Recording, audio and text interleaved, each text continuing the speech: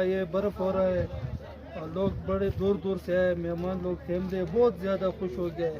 और ये 6 अक्टूबर 2025 का महीना है, ताज़ा बर्फ़ अभी पड़ा है, साइडों पे थोड़ा दिखाओ, ज़्यादा बर्फ़ पड़ा है तो लोग एंजॉय करते हैं और बहुत ज़बरदस्त मौसम में एंजॉय, मौसम में ठंड है।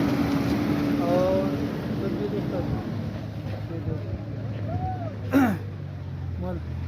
लियाकत भाई को हमारा दरख्वास्त है कि आओ बर्फ़ का एंजॉय भी करो, चक्कर लगाओ, देखो माशाअल्लाह सुभान अल्लाह।